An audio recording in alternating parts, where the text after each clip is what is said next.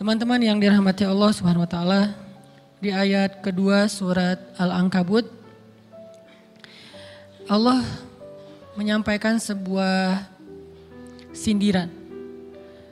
Allah nyindir dengan bahasa, emangnya manusia pikir Allah akan biarin aja mereka mengatakan kami telah beriman, sementara mereka tidak diuji.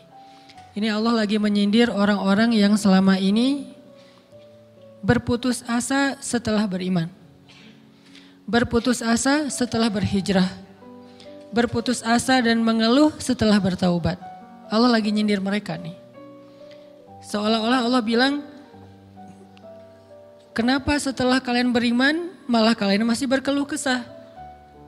Kenapa kalian setelah bertaubat malah menjadi ragu kepada Allah? Kenapa kalian setelah berhijrah malah jadi labil? Bukankah harusnya setelah kalian menyatakan kami taubat, kami hijrah, kami beriman, harusnya iman kalian makin mantap? Dan bukti bahwa iman kalian mantap apa? Bahwa ketika kalian diuji, kalian sama sekali tidak goyah. Jadi Allah Subhanahu wa taala seolah-olah mengatakan bahwa ujian adalah tabiat iman. Bahwa ujian adalah tabiat iman. Bisa diuji dengan ujian yang kita tidak suka, bisa juga diuji sebaliknya dengan ujian yang kita suka. Bisa diuji dengan ujian yang sifatnya fisik, bisa diuji dengan ujian yang sifatnya harta, bisa juga diuji yang lebih berat lagi dengan ujian yang sifatnya perasaan. Yang jelas semuanya diuji. Bisa diuji dengan ujian musibah, bisa juga diuji dengan godaan-godaan dari syaitan yang melalui hawa nafsu kita. Bisa diuji dengan kemarahan, dipancing oleh orang lain untuk marah, dipancing di sosmed untuk ngebalas komen-komen mereka, dipancing untuk berdebat, dipancing untuk akhirnya kita saling menjudge, saling menjatuhkan, saling menjelekkan. Ini semuanya bentuknya ujian. Makanya Allah Subhanahu wa taala mengatakan di pembukaan surat Al-Ankabut, kalau ujian itu adalah tabiat iman. Ujian dan keimanan itu nggak bisa dipisahkan. Apa hubungan antara iman dengan sabar? Sehingga Allah Subhanahu wa taala menilai keimanan seseorang itu dengan cara mengujinya. Apa hubungan antara iman dengan sabar? Ternyata ciri yang paling jelas orang yang imannya baik adalah sabarnya. Makin baik imannya, harusnya makin kuat kesabarannya. Jadi orang yang paling beriman itu tidak dilihat dari wawasan agamanya. Itu lebih kepada orang yang berwawasan luas, yang ilmunya banyak. Tapi belum tentu orang yang wawasannya luas adalah orang yang paling baik imannya, belum tentu. Bukankah iblis itu wawasannya luas? Dia mengerti banyak hal yang bahkan kita gak ngerti. Iblis ngerti tentang dunia di langit. Iblis mengerti tentang alam yang ada di surga, alam yang ada di akhirat. Iblis tahu, bahkan udah masuk surga. Jadi ilmu iblis lebih banyak daripada kita sekarang. Tapi kenapa iblis malah tidak sebanding antara ilmunya, wawasannya dengan ketakwaan dan kesolehannya? Karena iblis tidak sabar dengan sebuah ujian. Ujian iblis apa? Eksis. Itu ujiannya iblis. Dia udah lama eksis, followersnya banyak. Setiap dia posting, orang berlomba-lomba jadi first like. Setiap dia posting, di repost rame-rame. Di YouTube viral. Channelnya tuh paling banyak subscribersnya. Iblis. Coba cari nanti di YouTube iblis. Ada gak channel? Itu udah viral banget loh. Eksis banget. Tiba-tiba datang pendatang baru. Muncul pendatang baru. Pendatang baru ini tiba-tiba melejit. Followersnya langsung nambah. Kejar-kejaran akhirnya disalib. Pas lagi kayak gitu dia gak kuat. Dengan ujian nama besar, ujian eksistensi, ujian popularitas, ujian siapa yang lebih dihargai, ujian-ujian kayak gitu. Sama kayak kita kadang-kadang ngerasa udah banyak jasa dalam sebuah organisasi, udah banyak jasa dalam sebuah komunitas, udah banyak jasa dalam sebuah lingkungan, masjid, sekolah, organisasi, teman-teman, kita yang paling sering berkorban. Tapi ternyata yang eksis, yang masuk media, yang masuk TV justru orang lain. Itu kan ujian ya. Nah ini nih yang kadang-kadang ujian namanya zulzilu, diguncang perasaannya. Bukan diuji dengan fisik, kadang-kadang ujian sakit, capek, lelah, buat kita bisa kita lalui tuh dalam sebuah organisasi nih. Kita lagi bikin kegiatan sosial, baksos di sekolah, dengan OSIS-nya, dengan ROHIS-nya, di kampus, dengan BEM-nya, dengan LDK-nya, kita bikin acara baksos. Kan effortnya lumayan ya.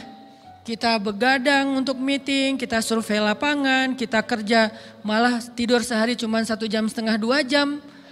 Fisik kita lelah, fisik kita capek, kadang sampai sakit. Sampai dirawat di rumah sakit gara-gara kena misalnya tipes gitu, gara-gara kita habis-habisan bekerja, itu buat kita gak masalah. Ujian fisik kita lalui. Dan besok mau ngadain lagi, kita yang paling semangat dan aktif. Gak masalah capek juga. Gak masalah juga kita lelah, gak masalah kurang tidur, gak masalah berjalan jauh, gak masalah. Satu, ujian harta. Kita yang justru nombokin. Kita yang nalangin dulu modal-modal untuk kegiatan-kegiatan tersebut. Kalau ternyata gak tercover dananya, akhirnya nggak bisa dibalikin talangan kita, nggak apa-apa, kita ikhlas. Kita berkorban dengan harta kita. Butuh apa? Saya bayarin. Butuh apa?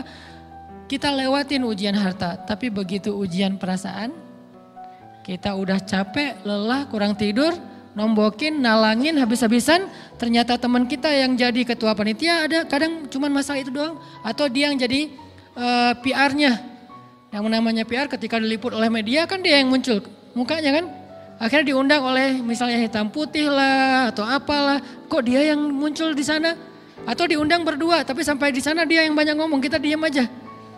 Pulang-pulang pundung.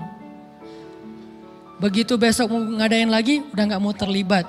Left group. Kenapa itu terjadi? Ujian zulzilu, perasaan. Itu yang dialamin oleh iblis. Iblis rela banget disuruh beribadah, sujud beribu-ribu tahun, kuat iblis. Kalau kita mungkin jidatnya hitam, kalau iblis mungkin udah kepala-kepalanya hitam, saking rajinnya sujud. Wah, ibadahnya udah ribuan tahun. Iblis disuruh berkorban dengan harta yang dia miliki, dia kasih aja semuanya. Tapi kalau disuruh dia ngalah dari Adam untuk memimpin alamin, menjadi khalifatullahi fil ard, menjadi pemimpin wakilnya Allah di muka bumi, buat iblis ini berat. Kenapa dia? Ana khairum min, saya lebih baik daripada dia. Saya lebih senior daripada dia. Saya lebih sehat daripada dia. Saya lebih keren daripada dia. Saya lebih. Ujian emosional, ujian ego, ujian perasaan. Itu yang lebih berat buat kita. Kadang sakit dan dirugiin orang lain, teman segala macam kita masih oke lah. Selama ini asal kita ngumpul selalu gua yang bayarin, oke deh gak usah dibahas. Baru dibahas nanti pas sakit hati. Kalau belum sakit hati kan gak dibahas kan. Gak apa-apa deh kita terus yang bayarin, kita traktirin ngopi apa segala macam. Gak pernah dibahas. Kebersit sih di benak kita, cuman gak mau dibahas. Kenapa? Udahlah biarin aja, easy going. Kemudian kayak kita yang capek harus rempong sana kemari segala macam. Selalu acaranya di rumah kita, akhirnya kita yang bayarin, kita yang rempong, nyiapin segala macam, bebersih sendiri. Tapi begitu ada yang nyakitin perasaan kita sedikit aja, semua itu balik lagi. Dari dulu ya, nah keluar kan? Kenapa? Dipancing oleh ujian perasaan. Jadi ternyata yang paling berat itu adalah zulzilu, diguncang perasaannya. Kita kadang-kadang habis-habisan buat seseorang, gak masalah. Hujan-hujanan dia yang pakai jas hujan, kita gak pakai apa-apa, gak apa-apa. Sakit-sakitan juga, dikerok dan segala macam, biarin aja. Kalau perlu misalnya kalau bannya lagi kempes, dia naik Grab, kita dorong-dorong motor terus cari tempat segala macam sampai tengah malam. Gak apa-apa deh buat dia. Apa sih yang gak buat kamu? Begitu dia selingkuh, keluar semuanya. Mulai list report keuangan. Wah dulu sekian, sampai uang receh-receh juga dihitung kan ya. Kenapa bisa kayak gitu? Perasaan kan? Nah ini nih yang kita coba belajar. Mungkin malam ini kita lebih banyak membahas tentang sabar terhadap ujian perasaan. Karena banyak macam-macam ujian. Nah, gimana kita memanage perasaan kita? Gimana cara kita merecovery perasaan kita dengan bab sabar? Insya Allah nanti akan kita lanjutkan setelah selesai sholat isya. Barakallah. Bismillahirrahmanirrahim. Teman-teman yang dirahmati Allah Subhanahu wa taala, kita lanjutkan tentang masalah sabar. Terutama sabar zulzilu, ketika kita diuji dengan ujian ego, marah, perasaan, sakit hati, yang kayak gitu-gitu. Ini ujian jauh lebih berat daripada ujian fisik dan ujian harta. Termasuk rasa cinta, rasa benci, kadang itu menjadi ujian. Kenapa ujian bikin kita jadi tidak lagi logis, nggak realistis, dan kadang-kadang mengabaikan hal-hal nilai-nilai yang kita selama ini pegang sebagai satu kebenaran. Kita ngabaikan batasan-batasan syariat. Ini semuanya ujian dari Allah Subhanahu wa taala. Sehingga tidak disebut orang yang beriman kecuali ketika Allah Subhanahu wa taala melihat dia sabar dalam ujian. Kalau dia nggak sabar dalam ujian, malah di dalam pembukaan surat Al-Ankabut tadi Allah menggolongkan mereka termasuk orang-orang yang munafik. Apa arti yang orang munafik? Orang yang mengaku beriman tapi sebetulnya dia tidak beriman. Apa salah satu buktinya? Dia tidak sabar. Jadi kalau kita mau menilai diri kita mukmin atau munafik, dan ini bukan materi untuk menjudge orang lain. Oh ternyata dia itu munafik, bukan. Lagi-lagi konsep kita belajar itu angle-nya untuk diri kita sendiri. Saya sangat tidak merekomendasikan kita belajar untuk mendapatkan kaca pembesar, mencari-cari kesalahan saudara kita. Tapi kita belajar untuk semakin bisa bercermin untuk menemukan aib dan kekurangan diri kita. Jadi semakin kita tahu ilmu agama, semakin kita tahu ayat dan hadis, semakin kita punya cerminan untuk menilai diri kita dan memperbaiki diri kita. Bukan nyari kaca pembesar untuk memperjelas aib-aib dan kesalahan orang lain. Kalau kita pengen menilai diri kita ini orang yang mukmin atau munafik, caranya lihat aja kita sabar nggak nih, terutama dalam masalah emosional. Dalam masalah ego, dalam masalah marah, dalam masalah hawa nafsu, dalam masalah perasaan cinta, dalam masalah benci segala macam. Masih bisa nggak kita adil bahkan kepada orang yang kita benci? Adil kepada orang yang kita benci, adil kepada musuh sekalipun. Bahwa jangan sampai kita gara-gara nggak suka kepada seseorang, kita berlaku zalim kepada dia. Jangan. Ini berarti kita harus ngelawan ego kita sendiri. Ego untuk memaafkan orang lain, ego untuk bisa melupakan kesalahan orang lain, ego untuk bisa berlapang dada dengan hal-hal yang gak nyaman daripada orang lain. Ini adalah ujian yang paling berat. Di situ kita bisa lihat kita nih mukmin atau munafik. Kalau gak pernah sabar sama sekali dalam masalah ego, dalam masalah emosional, berarti jangan-jangan kita tergolong di antara orang-orang yang kata Allah, wa ma hum bimu'minin. Mereka bukan orang yang beriman. Kata Allah di surat Al-Ankabut, mereka itu adalah wala ya'lamannallahul munafikin, orang-orang yang munafik. Nauzubillah min dzalik. Kalau kita merasa pernah sabar terhadap emosi kita, sekarang kita lihat sesering apa kita sabar terhadap emosi kita. Maka derajat seorang mukmin tergantung tingkat kesabarannya. Ada yang orang sabar hanya kalau disakiti dengan satu kata. Ada yang sabar dengan satu kalimat. Ada yang sabar dengan satu paragraf. Ada yang sabar dibully rame-rame juga dia sabar. Berarti lahum darajatun inda rabbihim. Orang beriman juga bertingkat-tingkat. Dan tingkatan itu tergantung tingkat kesabaran kita dalam menghadapi ujian, salah satunya ujian emosional kita, perasaan kita. Sehingga teman-teman yang dirahmati Allah SWT, salah satu program kita untuk terus mengembangkan diri, program untuk tumbuh, program untuk memperbaiki diri kita di hadapan Allah itu adalah coba kita program dalam sehari aja, terus kita nilai berapa kali kita berhasil ngelewatin ujian emosional. Bukan cuman marah, termasuk cinta, benci, tersinggung, sakit hati kayak gitu-gitu. Berapa kali kita bisa berhasil melewati itu dalam sehari. Gak usah seminggu, sehari aja. Di jalan, sama temen, di grup WA, di IG, di Twitter, di mana gitu. Coba kita lihat berapa kali kita bisa menahan diri kita dan bersabar. Bukan berarti tidak respon ya, bukan berarti pasif. Kita bisa merespon tapi dengan cara yang elegan. Kita bisa merespon tanpa harus memperlihatkan emosional yang meledak-ledak. Bukan berarti ketika disakiti orang, dihina dan segala macam kita diam aja. Gak selalu kayak gitu. Kadang-kadang kita perlu merespon untuk mengklarifikasi, tabayun kalau kata orang-orang yang dalam ilmu fikih. Kita harus tabayun. Tapi tabayun dengan marah itu beda. Tabayun dengan mencela itu beda. Sehingga kita mencoba menahan diri berpikir, aduh capek kalau gitu. Tapi kan ini bagian dari pembelajaran. Makin terbiasa kayak gitu, terbiasa elegan, maka otomatis jadi nggak terlalu repot lagi. Kan awal-awal bersikap pengen yang bijaksana, yang elegan, yang dewasa, itu kan kadang-kadang harus diusahain ya. Karena belum mengkarakter, harus mikir dulu gimana ya sikap yang paling dewasa, gimana ya sikap yang paling bijaksana, gimana ya sikap yang paling wise, gimana ya sikap yang paling elegan, masih mikir. Tapi setelah berkali-kali kita latihan, lama-lama itu menjadi spontanitas kita. Dan kalau udah bisa kayak gitu, insya Allah kita sudah mulai meniru nih akhlak Nabi Muhammad SAW. Ini ujian perasaan banget. Kalau tadi saya ngasih contoh diselingkuhin itu sebetulnya cuman bercanda ya. Karena diselingkuhin ini pastinya bukan ujian, tapi musibah. Pengkhianatan ya, tidak ada tempat.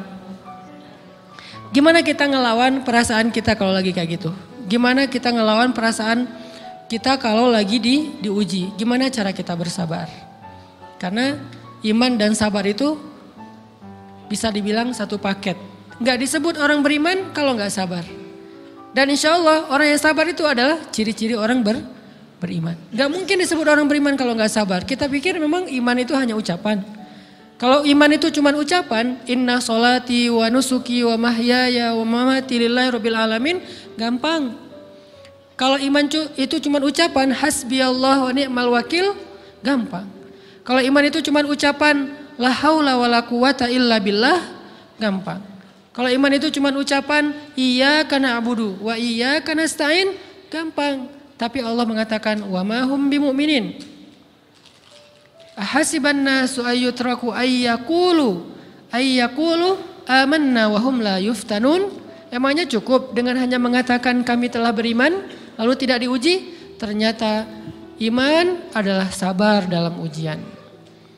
Jadi enggak mungkin orang disebut beriman sementara dia tidak sabar, sementara dia emosional, sementara dia temperamen, sementara dia orangnya meledak-ledak, sementara dia orangnya mengeluh, sementara dia orangnya berputus asa. Enggak mungkin.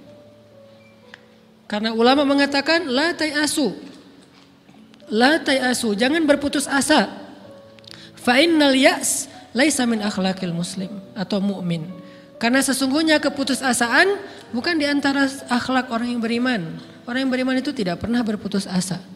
Serumit apapun masalah kita, kalau kita punya yakin sama Allah bahwa Allah ala kulli syai'in qadir, maka kita pasti akan punya harapan.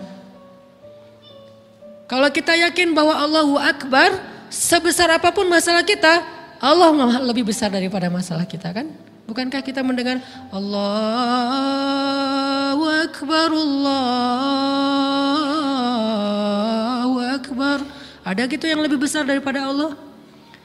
Harusnya kita tidak pernah berdoa kepada Allah sambil mengatakan, ya Allah saya punya masalah besar. Itu sama aja dengan kita ngeledekin Allah. Sama aja kayak kita datang ke teman kita bilang gini, saya mau pinjam duit. Enggak akan banyak kok, saya tahu kamu kalau kebanyakan kamu enggak akan sanggup. Kan enggak mungkin kita ngomong gitu kan ya. Saya lagi banyak hutang nih. Saya mau minta tolong sama kamu. Insya Allah saya enggak akan minta seutuhnya. Saya tahu kamu juga kurang duitnya.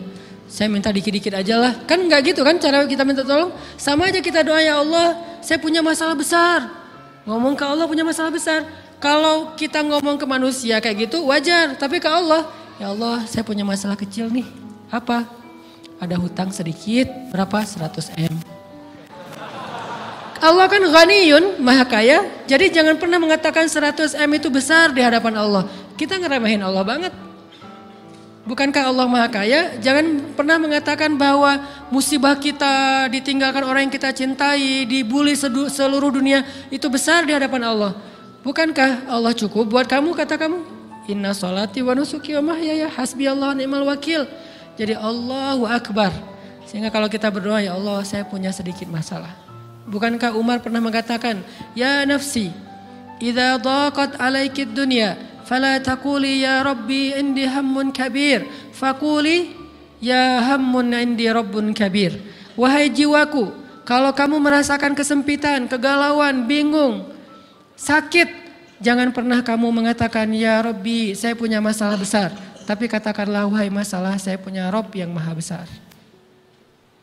Iman dan harapan, berharap itu nggak bisa dipisahkan. Iman dan sabar itu nggak bisa dipisahkan.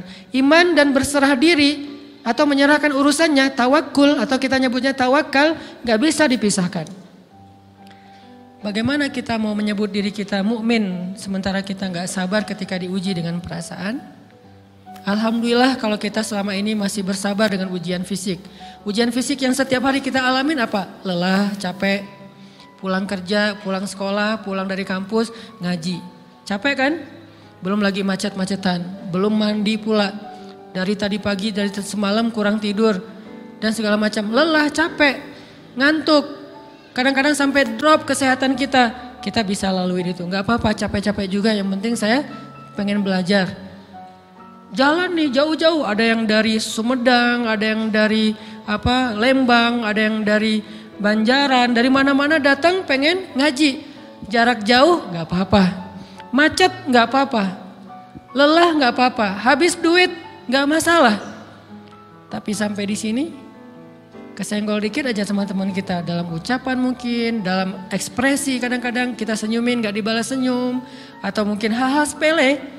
Itu bikin seolah-olah amal kita yang udah habis-habisan tadi jadi berkurang sampai habis pahalanya. Ujian perasaan.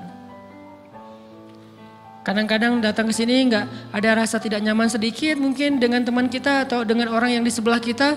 Akhirnya kita merasa tersinggung, akhirnya kayak jadi berlebih-lebihan.